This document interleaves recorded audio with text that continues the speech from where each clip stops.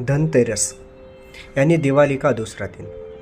इस दिन से दिवाली भी एक मनाना शुरू किया जाता है। इस धनतेरस की एक कहानी ऐसी है कि जब देवता और असुर मिलके समुद्र मंथन कर रहे थे तो उसमें से 14 रत्न प्राप्त हो गए। उनमें से एक रत्न था धन्वंतरी। धन्वंतरी एक आयुर्वेद देवता है। उसे भगवान का वैद्य भी कहा जाता है। यह देवता विष्णु जी का ही एक रूप है, विष्णु जी का ही एक अवतार है। चिकित्सा विज्ञान का अवतार इसी रूप से मनाया जाता है। हमारी भारतीय संस्कृति और हमारे त्यौहार किसी न किसी वजह से और कहीं से न कहीं से विज्ञान की जड़ से जुड़े हुए हैं। इसलिए हमारी परंपरा और भी कई सनों को और भी कई फेस्टिवल्स को समृद्ध बनाती है।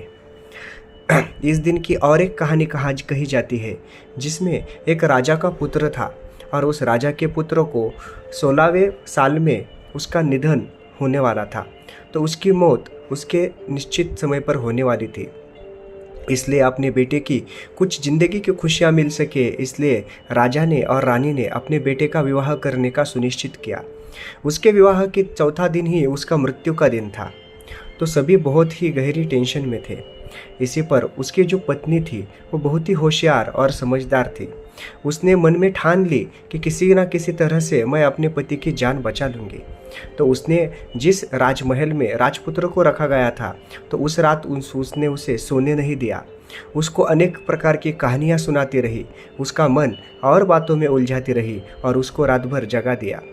उसी समय उसकी पत्नी ने उसे वहाँ पे सोने चांदी के जो सिक्के थे, मोहरे थे, उन्हें भी बिखोर के रख दिया। अनेक जो उनके पास से जो सोने चांदी के बर्तन थे उसको भी उसने महल के प्रवेश द्वार के ऊपर ही रख दिया। उसी के साथ उसने अनेक दिए भी जलाए और उन दियों को भी वहाँ पे रख दिया।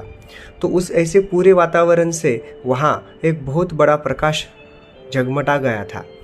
उसी रात को भगवान जो मृत्यु के भगवान है यम देवता वो वहाँ पे आए और उन्होंने एक सांप का रूप लेके आए थे और वो सभी जगमगाहट देखते हुए उनकी आंखों को परेशानी हुई और वो वहाँ से चले गए और इस प्रकार वो राजपुत्र की मृत्यु बच सकी।